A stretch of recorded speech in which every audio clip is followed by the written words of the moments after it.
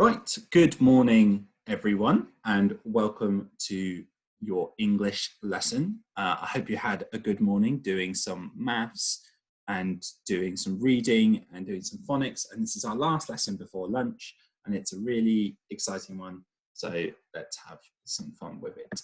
In our writing for this week and next week, you might remember from our lesson in school on Tuesday that we are focusing on something, a big event that we've been learning about in history and we started learning about in English on Tuesday.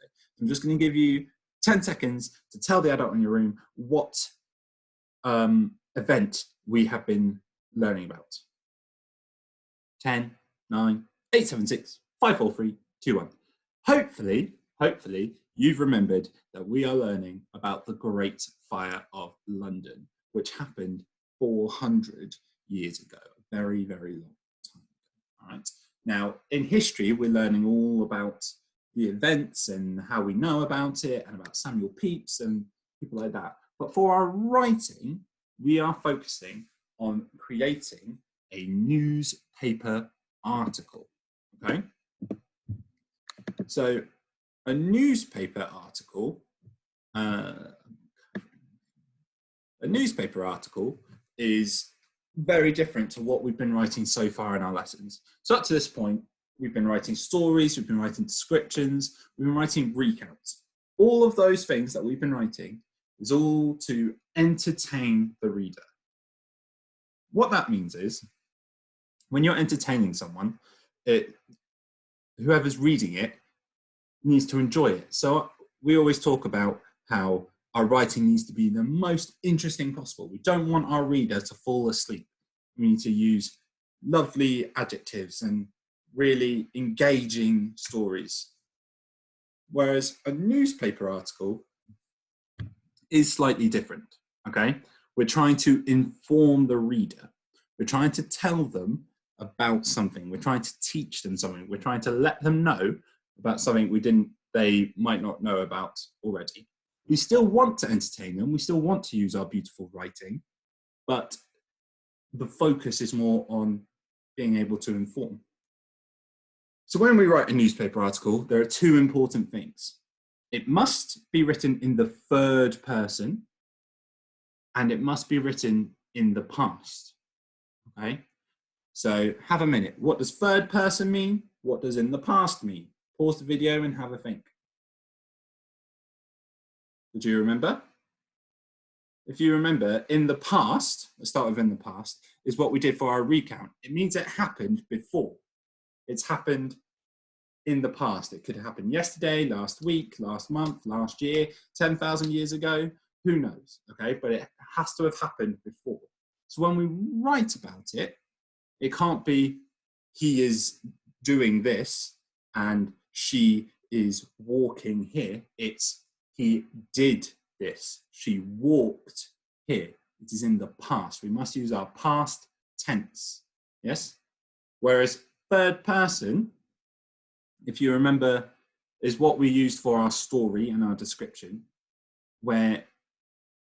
which is different from a recount, because in a recount we were saying, I did this, and I climbed the shelves, and I got glue on me, and I ran away because all the animals were laughing at me.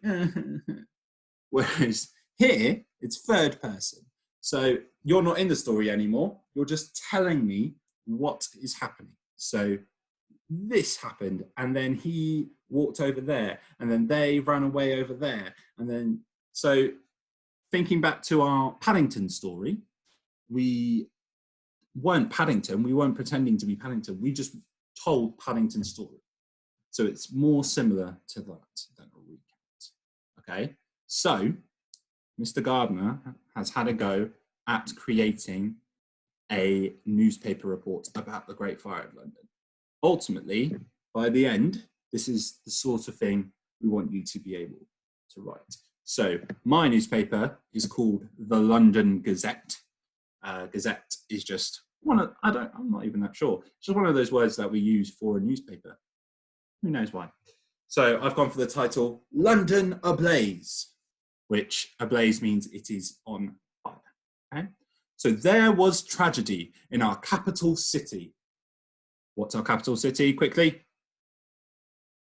Yes, it is the Great Fire of London. London is the capital city of England. Hopefully you remember the 4 capital cities of the United Kingdom. I'm going to give you 15 seconds to tell your adult the 4 capital cities of the United Kingdom. Go.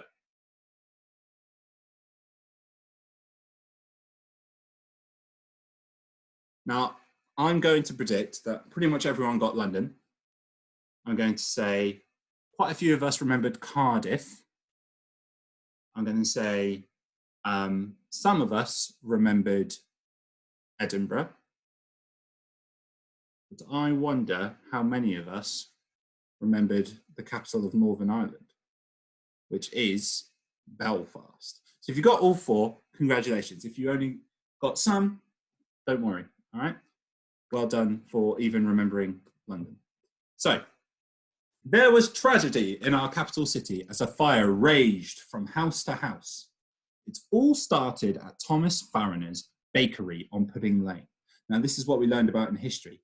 Hopefully we remember that the bakery that's on Pudding Lane is where it all began, and the baker was called Thomas Farriner, where a few embers in his oven caught alight and the fire grew from there. The fire began spreading quickly because of the strong winds, and the houses were close together. The king got houses to be pulled down to try and stop the fire, but it did not work. Citizens means people who live there. So citizens here are talking about people who live in London. We're seen fleeing from the catastrophe. Fleeing means running away. We're seen fleeing from the catastrophe in boats with all their possessions. That's everything they own. Saddest of all, St. Paul's Cathedral, which is over 1,000 years old, perished in the fire. Perished means it was destroyed. This left many people distraught as their homes were also in ruins.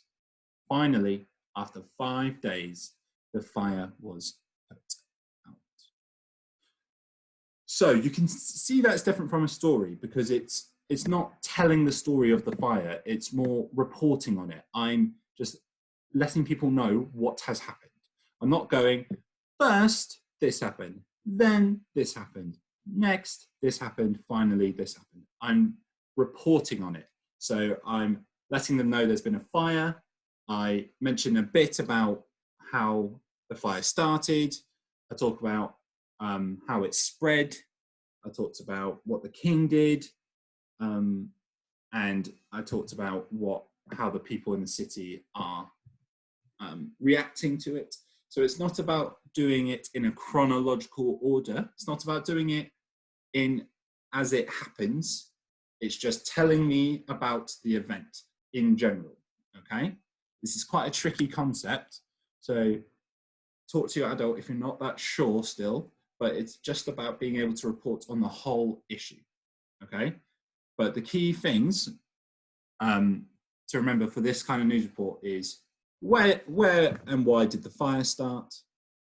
How did it get so big? What did the king do? How did the people in the city react? And extra bonus, what was the London landmark that got burned during the fire? And this model text you can always come back to if you need to help you remember some of those details, because it's not always easy, okay? So if you remember from Tuesday, we looked at the special words that we will really want to use in our writing to make it the best possible, okay? So we've got words like catastrophe, bakery, embers, distraught, king, spreading.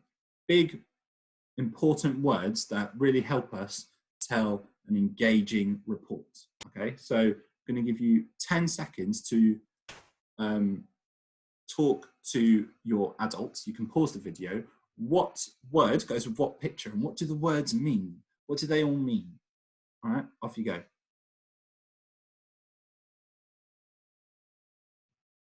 Okay, so I guarantee I can predict. I know I'm not in the room, but I think I know what most of you just did. You, as soon as the video was paused, you went, "This is king. I know what a king is. This is king."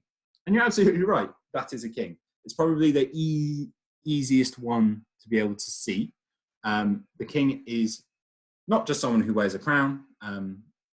The king is someone who rules a country. They are the ruler.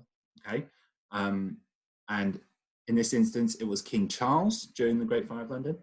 And he is relevant because, if you remember, he's the one who says, "We must pull down the houses. We must try and stop this fire." So talking about the king is quite important. Next, I think we would probably have gone to a bakery, because quite helpful from the picture, it says bakery in the picture. A bakery is a shop, not just any shop. It is a food shop specifically for things like cake and bread and muffins and things like that. All right. Then it gets more impressive if you're able to remember what all of these words mean. Okay, so let's start with on the left. Did you get what this one was? Well done if you said distraught. Distraught means you're just really sad. And then let's go with this one, catastrophe. Which one meant catastrophe? Catastrophe over here. Over here. No, over here. Catastrophe is when a disaster happens, something really bad happens. Okay, it's called a catastrophe. It's really bad. Okay, what about this? It's a fire going over some trees. It's the fire spreading. Spreading means the fire gets bigger and bigger. Okay, so that's what's talking about spreading there. It's growing as a fire. Okay, which leaves embers for this picture here. If you remember, embers is just like a little bit of fire left over at the end.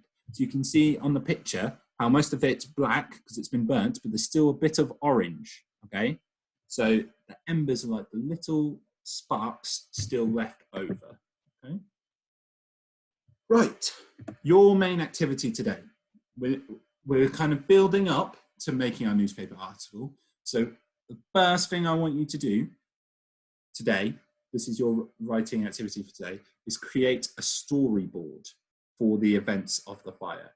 Can you remember all those bits from the report that we just went through to be able to fill out a grid like this? This is obviously just an example of a storyboard. You can just make one yourself on your piece of paper, just draw some boxes and then use them. Try and put like a sentence for each box of what is happening, not just your pictures. Try and think of those key words. Try and think of your own like interesting wow words that you can include in your storyboard. Okay, so that is your first writing activity for your remote learning for Thursday.